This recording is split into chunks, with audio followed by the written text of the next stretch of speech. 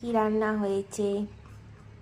আজকে রান্না হয়েছে মাছের ঝোল ভাত, মানে ননভেজ। হ্যাঁ।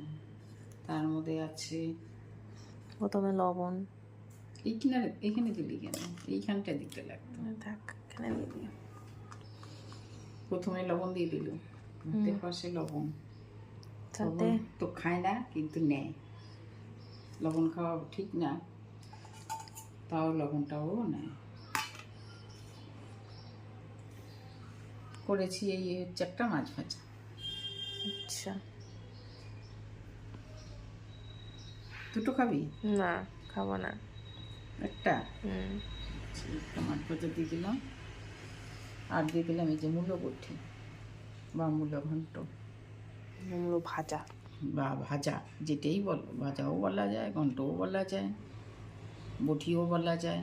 আমরা বটি বলি। কালো জিরা কাঁচা লঙ্কা দিয়ে ঝাল ঝাল করে মূলা বটি, কাঁচা লঙ্কা চিড়ে, আর এই একটা মাছ ভাজা দিয়ে দিলাম, এর সাথে খয়রা মাছ। আচ্ছা, এটা হচ্ছে খয়রা মাছ।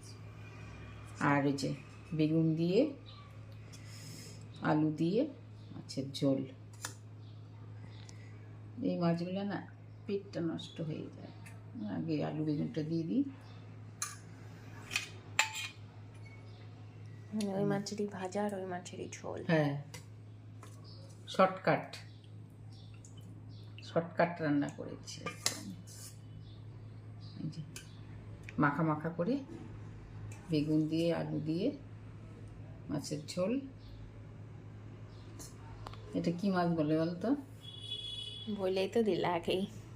খয়রা মাছ। না, তুই তো মাছ চিনিস না, জন্য বললাম কি মাছ বলে। এই ঝোল দিয়ে দিলাম, দিয়ে দিব একটা না দুটো, দাও দুটা।